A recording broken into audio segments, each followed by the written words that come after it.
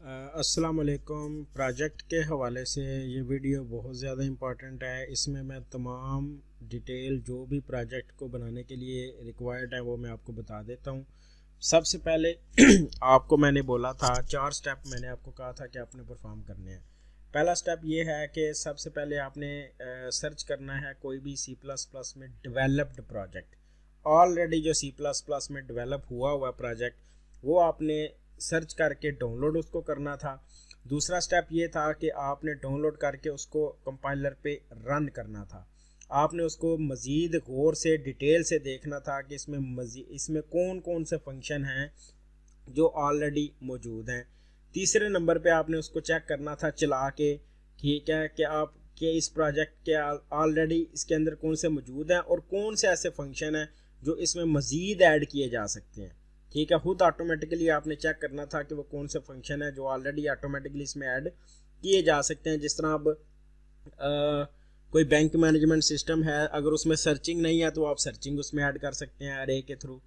ठीक है, तो फिर चौथे नंबर पे जो भी फंक्शनैलिटी थी उसको आपने इम्प्लीमेंट करके लेके आना है। और दूसरे नंबर पे आपने उसकी प्रॉपर प्रेजेंटेशन बनानी है कि ये मेरा टॉपिक था, उसकी इंट्रोडक्शन ये है, ये वाला कोड मैंने इस वेबसाइट से उठा के पहले मैंने रन किया, फिर मैंने उसको चला के देखा कि इसके अंदर ऑलरेडी कौन कौन से फंक्शन मौजूद हैं, फिर मैंने देखा कि इसके अंदर ये 2 फंक्शन मौजूद नहीं थे जो मैं ऐड करूँगा। ठीक है, तो वो आपने ऐड करके लेके आने थे और प्रॉपर फिर आपने समझाना है कि किस किस तरह मैंने ऐड किए, कैसे ऐड किए, कौन सी जो है वो कौन से टॉपिक जो है मैं इस कवर किए हैं इन फंक्शंस को ऐड करते हैं। फॉर एग्जांपल अगर स्ट्रक्चर यूज़ किया तो बता सकते हैं आप कि मैंने इन फंक्शन को बनाने के लिए मैंने स्ट्रक्चर का इस्तेमाल किया है, फंक्शंस ओवरलोडिंग की है या फंक्शन या पैरामीटर के थ्रू वैल्यू पास करवाई हैं। तो इस तरह जो भी टॉपिक आपने पढ़े हुए हैं वो आप बता सकते थे। तो सिंपल मैं प्रोसीजर इसको जो है ना वो आपको करके भी दिखा देता हूँ। सिंपल आपने इधर लिखना है कि download C++ projects with source code. ठीक है, तो मैंने आपको ये ऑलरेडी बताया था कि किस तरह आपने सर्च करना है। सिर्फ ये लिखना है कि download C++ projects with source code. तो ये बहुत सारी वेबसाइट्स आपके पास आ जानी थी, तो मेरे ख्याल में ये IT सोर्स कोड वाली जो वेबसाइट है इसको मैंने ऑलरेडी यूज़ किया हुआ है। काफ़ी अच्छे अच्छे प्रोजेक्ट इसमें जो है वो आपको मिल सकते हैं। ये वेबसाइट वैसे मैं ये नीचे डिस्क्रिप्शन में भी दे देता हूँ। इस वेबसाइट के अंदर बहुत अच्छे प्रोजेक्ट मतलब कि जो क्या लें कि जिसमें बहुत ज़्यादा लर्निंग आपकी हो सकती है वो आपको मिल सकते हैं इधर। तो चलें हम ये ट्रेन रिजर्वेशन वाला जो है वो इसको हम डाउनलोड करते हैं। तो मैंने आपको कहा था कि कोई भी वेबसाइट आप ले सकते हैं, ज़रूरी नहीं कि इसी वेबसाइट को आप देखें, बहुत सारी वेबसाइट्स मौजूद है। गिटहब से आप डाउनलोड कर सकते हैं। वेबसाइट के अंदर सारा का सारा कोड दिया हुआ है उन्होंने ऑलरेडी। तो पहले आपने ये देख लेना है। ट्रेन रिजर्वेशन सिस्टम है जी, ये C++ का प्रोजेक्ट है, सोर्स कोड भी मौजूद है इसका। तो इसमें मेरे हाल में उसने ये दिया होता है कि किस तरह इस प्रोजेक्ट को, हाँ अब ये देखें इस प्रोजेक्ट के अंदर है क्या, ट्रेन रिजर्वेशन सिस्टम होता क्या है। अभी उसने बताया हुआ है कि कोड ब्लॉक या कमांड प्रॉम्प्ट या कोई भी आप डेव C++ के अंदर भी इसको रन कर सकते हैं। हाँ, अब ये मैंने आपको कहा था कि डेटाबेस आपने जो डेटा उसका सेव करवाना है वो फाइल हैंडलिंग के ज़रिए सेव करवाना है। ये तमाम स्टूडेंट्स की रिक्वायरमेंट थी। मैंने एक पिछली वीडियो में प्रॉपर फाइल हैंडलिंग का आपको पूरे का पूरा टॉपिक समझा भी दिया, वो आप देखेंगे दोबारा तो आपको मज़ीद उसका क्लियर हो जाएगा। अब फाइल हैंडलिंग के ज़रिए आप जो भी आउटपुट आपके कोड की आती है उसको आप एक फ़ाइल के अंदर सेव करवा सकते हैं easily with the help of file handling. तो मज़े की बात यह है कि इस प्रोजेक्ट के अंदर भी उसने एज अ डेटाबेस को as a file handling use किया है। मतलब कि जो भी आउटपुट आती है वो उसने ऑलरेडी उसको किसी फाइल में सेव करवा दी। जैसे जब भी मुझे उस आउटपुट की ज़रूरत होगी तो मैं वो क्लास के ये फंक्शन कॉल करके वो आउटपुट को डिस्प्ले करवा सकता हूँ। तो ये उसने फ़ीचर ऑलरेडी इसमें बता दिए हैं कि ये वाले फ़ीचर इसके जो है ना वो मौजूद हैं। तो ये बहुत ज़बरदस्त वेबसाइट, आप ये देखें इसने उसने स्टेप्स भी बता दिए हैं कि तो इसमें और भी बहुत सारे प्रोजेक्ट्स हैं, वो भी आप इधर से सिलेक्ट कर सकते हैं। अब इसने स्टेप भी बता दिए कि आपने किस तरह इसको जो है ना वो रन, पहले तो वो कह रहा है कंपाइलर को डाउनलोड करें, उसको इंस्टॉल करें, फिर कंपाइल करें कोड को, फिर कोड को कंपाइल करके फिर उसको रन कर लें। ठीक है, क्योंकि हमारे पास ऑलरेडी ये डेव C++ मौजूद है तो ये बटन है, इसको हम पहले सोर्स कोड को जो है वो डाउनलोड कर लेते हैं। तो ये हमारा टूरिस्ट सिस्टम जो है वो ये हमारा डाउनलोड हो गया। अब इसको हम फोल्डर में शो करवाते हैं। तो सबसे पहले आपने इसको एक्सट्रैक्ट कर लेना है, क्योंकि ये जिप फाइल ही आपको आती है, तो इसको एक्सट्रैक्ट करना जो है वो ज़रूरी है।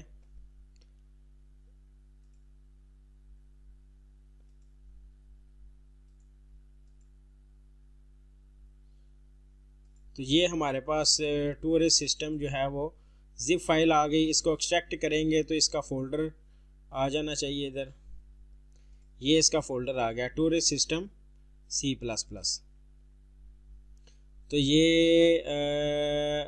इसकी मेन फाइल जो है ना, इस main.cpp की जो भी फाइल आपको नज़र आएगी ऑटोमेटिकली आपने समझ जाना है कि जो इसका कोड है ना वो किधर पड़ा हुआ है, cpp के फाइल के अंदर, क्योंकि C++ की एक्सटेंशन जो है वो .cpp ही होती है। तो अगर इसको हम अगर रन करेंगे तो ये जो भी कोड इसके अंदर मौजूद है वो हम उसको देख सकते हैं। और फिर हम ये ऑलरेडी कंपाइल हुआ कोड नहीं आपने चलाना, उसको आपने अलहदा से कंपाइल खुद करके देखना है, ठीक है। तो अब इसमें ये देख सकते हैं आपके इसने फाइल हैंडलिंग के लिए fstream की लाइब्रेरी जो है वो पहले बनाई है, फिर string.h ये मैं लिंक आपको नीचे ये दे दूंगा वीडियो के नीचे। तो आप इस प्रोजेक्ट को एज अ हेल्प भी यूज़ कर सकते हैं। तो अब इसने trip.txt के अंदर जो भी आउटपुट आएगी वो उसको सेव करवाया हुआ है। reservation.txt के अंदर भी उसने सेव करवाया हुआ है, और उसके अंदर उसने अरे का यूज़ किया हुआ है, फिर उसने स्ट्रक्चर का भी यूज़ किया है, और फिर क्लासेस का यूज़ किया है। ये क्लास का मैं आपको एक बी वीडियो बना के दे देता हूँ ताकि आपको थोड़ा सा पता लग जाए इस ये क्लास होती क्या है और किस लिए हम यूज़ करते हैं। तो इसने ये फंक्शंस का इस्तेमाल भी किया है। ये स्ट्रिंग कंकैटिनेशन के लिए भी उसने ये strcat का फंक्शन जो है वो यूज़ किया है। तो ये आप देख सकते हैं। इसको पहले समझना आपको पड़ेगा कि ये प्रोजेक्ट रन कैसे, ये काम कैसे कर रहा है, तो फिर ही आपको जो है ना वो इसकी समझ आएगी। सिंपल उसने ये fstream यूज़ करके उसका डेटा पहले डिस्प्ले करवा लिया है, फिर पहले फ़ाइल क्रिएट करवा लिया है, फिर उसका डेटा उसने डिस्प्ले करवाया है, फिर उसने ये इफ़ कंडीशंस लगाई हुई हैं। ये आपको मज़ीद इसको अच्छे से समझना पड़ेगा। फिर भी अगर आपके कोई भी क्वेश्चंस हैं प्रोजेक्ट के रिलेटेड वो आप मुझे भेज सकते हैं, मैं फिर उसके आंसर आपको जो है वो प्रॉपर दूंगा। तो इसकी लॉजिक कैसे उसने बनाई है, डेटा उसने कैसे सेव किया है फाइल हैंडलिंग के थ्रू, वो सारे का सारा आप इधर से देख सकते हैं। सिंपल आपने कोड को इधर main.cpp फाइल ओपन करेंगे तो सारे का सारा कोड जो है वो आपके पास सामने आ जाएगा। उस कोड को आप मज़ीद समझ सकते हैं। अब इसने स्विच स्टेटमेंट लगा के उसको जो है ना वो सिंपल केसेस बना के उसने वो इसका सारा मतलब कि एक ही बार में पूरा प्रोग्राम रन हो रहा है, प्रॉपर हमें ऑप्शंस वो दे रहा है। तो आपने सिंपल जब main.cpp की फ़ाइल ओपन करेंगे तो आप इसको दोबारा कंपाइल आपने करना है। पहले से कंपाइल हुई फ़ाइल को ओपन नहीं करना, आपने खुद ही इसको कंपाइल करके पहले देखना है कि क्या ये कोड कंपाइल हो रहा है या नहीं हो रहा। अगर इसमें कोई एरर आ रहा है तो आप उसको एरर को देख सकते हैं, रिजॉल्व कर सकते हैं। अब ये welcome to tourist reservation system है, प्रेस एंटर टू कंटिन्यू। अब ये जैसा कि मैंने कुछ स्टूडेंट्स को कहा था कि अगर आप दो आपने यूज़र बनाने हैं, एक एडमिन है और एक यूज़र है, तो ये प्रोजेक्ट बहुत हेल्पफुल है। इससे हेल्प लेके आप जो है ना वो अपना जो सिनेरियो है उसके अकॉर्डिंग आप इस कोड को कर सकते हैं। अगर मैं यूज़र के ऑप्शन में जाना चाहता हूँ तो आप मुझे यूज़र वाले वो कह रहा है कि अगर आपने रिजर्वेशन करानी है तो 1 जो है वो ओपन करें। वो कह रहा है कि choose your destination can not open file, इसमें कोई एरर है तो उसको जो है ना वो आप देख सकते हैं। इस तरह कोई भी, क्योंकि हमने एडमिन पहले उधर ऐड करेगा, ठीक है। ये इसलिए एरर आया क्योंकि एडमिन ने ऐड नहीं किया हुआ डेटा, डेस्टिनेशन ऐड नहीं की हुई। तो वो पहले डेस्टिनेशन ऐड करेगा फिर उसको लिस्ट शो होनी थी, क्योंकि वो फाइल के अंदर मौजूद ही नहीं है डेटा, तो फिर फाइल ओपन कैसे होनी थी, ठीक है। तो पहले आपने एडमिन के अंदर जाके पहले फाइल्स क्रिएट कर लेनी थी। ये सारा कोड मैं आपको नीचे डिस्क्रिप्शन में दे देता हूँ, तो आप इसको देख लें।